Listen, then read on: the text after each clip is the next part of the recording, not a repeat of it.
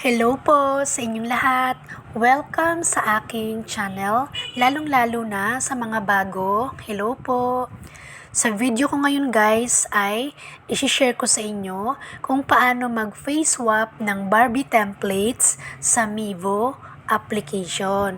So kung nagugustuhan nyo yung Barbie o di kaya yung mga anak nyo, pwede kayong mag-face swap dito. So maikli lang naman siya, mga short clips lang ng Barbie templates.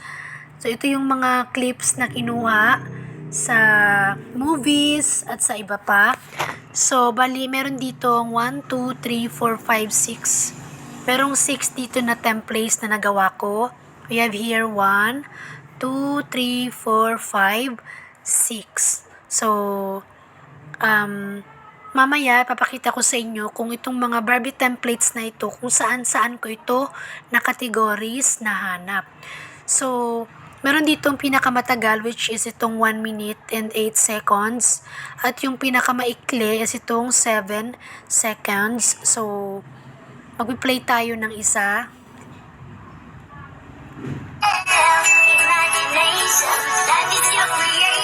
Oops, papause ko na kasi baka makapiright tayo.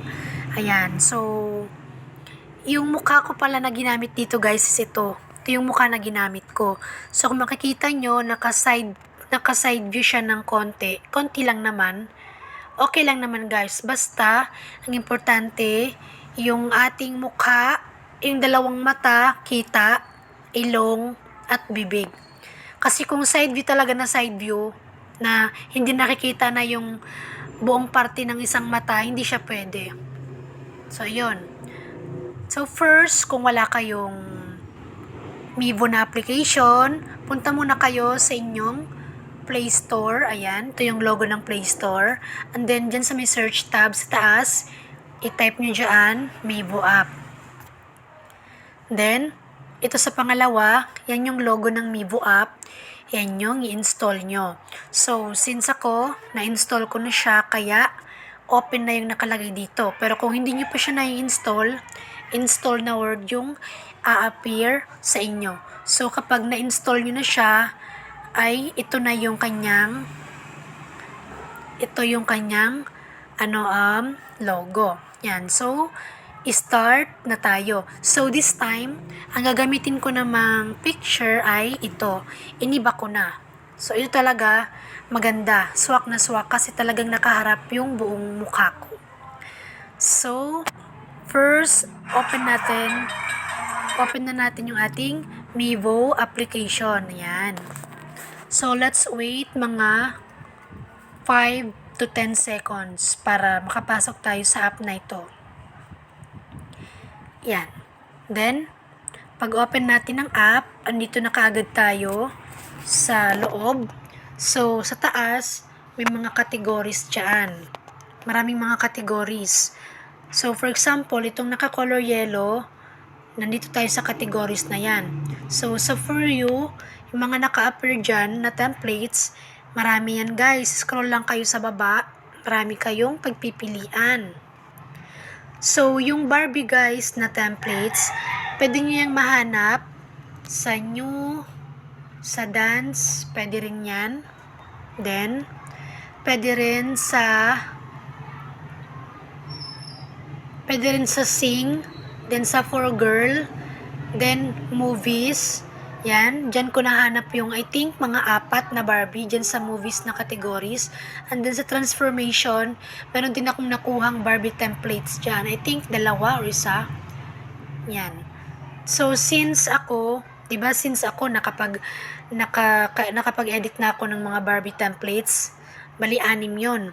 So kapag nakapag-edit na kayo guys or nagamit nyo na yung template na yan, dito yan na-appear sa clock icon, yung mga nagamit nyong templates dito sa Mevo application. Ayan, so nakikita nyo, ito na yung mga templates na nagamit ko na. So, ito yung ilang Barbie sa baba. Ayan, may mga Barbie yan. Ito yung isa. Then, yung 3 yung nasa unahan kasi bago pa lang yan nagawa ko. So, for example, nahanap nyo na yung Barbie templates na gusto nyo, gagawin nyo, I-click nyo lang yon. Then, after nyo i-click, of course, may patalastas yan. Then, meron yan ditong number sa taas. Wait lang natin na matapos or lumabas yung X. And then, kapag may X na, click na natin yung X. Then, wait natin konti. Then, kapag ganyan guys, wait lang ha. Yan. Tapos kapag ganyan, di ba, naglo-loading siya. Kapag naglo-loading siya, wait lang muna natin. Huwag muna natin i-click itong free unlock. Kapag ganito na siya, yan, nag-sliding na pataas, saka pa natin i-click yung color yellow, yung free unlock. Then, hintayin natin na matapos yung patalastas. Kapag nakalagay na yung X or reward granted, pwede na nating i-click yung X. Yan, pwede na. Just click X. Then, ito na. Dito na tayo sa mga picture. So, pili na kayo ng picture na gagamitin nyo or ipapalit nyo doon sa Barbie template. So, yung mga picture guys na nandito sa recent, ito yung mga picture na nagamit ko na dito sa Mevo application. Kaya sila yung umappear dito kasi sila yung mga nagamit ko. So, kapag wala dyan, yung gusto nyong gamitin, i-click nyo lang itong arrow down sa may all photos para mapunta kayo sa mga album at makapamili kayo ng picture na gagamitin nyo.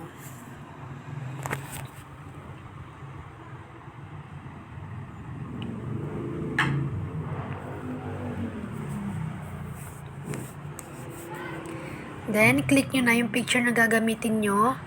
Then, hintayin lang natin to guys na mag 100. Huwag nating i-X ang application na ito or ililipat sa ibang application. Kasi yung mangyayari, back to zero kayo kapag nilipat nyo sa ibang application. Dapat, kapag processing, focus lang kayo dito. So, wait lang natin na mag 100%.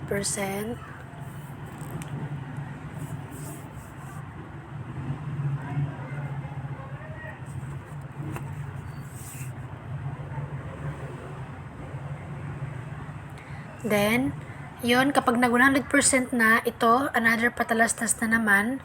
So, kapag may X, dun sa taas, i-click na natin yon. So, nakat na yung aking screen record, balito na yung continuation. Kapag lumabas na yung X, i-click na natin yung X na yan. And then, ito yung next na appear, i-click ulit natin itong X. Then, andito na tayo. So, dito, gagawin natin, i-click na natin kaagad itong export. Then, pag-click natin ng export, may nakalagay dyan na ganito. Another processing na naman. So, hintayin natin na mag 100%. So, ganun din, wag nating i-exit or wag tayong mag-e-exit sa app na ito or wag nating lilipat sa ibang app. Then, next, ayun na. Pag nag 100% na yan, automatic may nakalagay dito, save to album. So, ibig sabihin, andun na yan sa ating album. Tapos, itong template na ito, kung gusto nyo siyang i-share sa inyong mga social media accounts, tulad ng shorts video sa inyong channel, meron dyang Facebook, Reels, Instagram Reels, Instagram, at marami pang iba, so pwede. Then, ayan na. Yan na yung pinaka-last part ng pag-i-edit natin. So, bali ito yon. Ito na yung na-edit kong bago. So, meron siyang watermark guys. Kasi nga, hindi tayo pro or VIP users. Pero okay lang naman kasi pwede naman natin siyang makrap kung gusto nyong i-crop. As long as na hindi naapektuhan yung picture na nasa video. Yan. Then, itong mga template na ito guys, itong 6 na ito. Lang. Itong mga 6 na templates na ito, bali sa magkaiba-ibang categories ko yan hinanap. Merong iba sa for girl, merong iba sa movies, sa transformation, bali hinanap ko yan sila lahat na all about Barbie. And then, pinagsama-sama ko na lang sila lahat. So, ito pala guys yung pinagsama-sama ko. Wait lang. Kuha tayo ng, sana ba yung brush? Ito palang 1 minute and 8 seconds. Ano yan? Lahat na yan na itong 6 na ito pinagsama-sama ko. Nalito lang ako kanina. So, bali ito na lahat. Ipapakita ko sa inyo. Yan. So, bali ito na lahat. Pinagsama-sama ko na yung 6 na... Hi Barbie, watch me. Pinagsama-sama ko na yung 6 na Barbie templates dito. Kasi nasiyahan lang ako, kaya pinagsama-sama ko yung 6 na piniswap natin. Ayan. So, ito, panibago na naman to. Hi Barbie. Hi Barbie. Hi Barbie. Hi Barbie. Hi Barbie. Hi Barbie. Hi Barbie. Hi Barbie. Hi Barbie. And I'm like the boss. So, ito, panibago na naman to.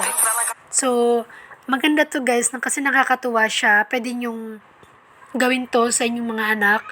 Sure ako matutuwa sila. Make sure lang guys, na yung gagamitin yung picture is yung same nito. Yung nakaharap.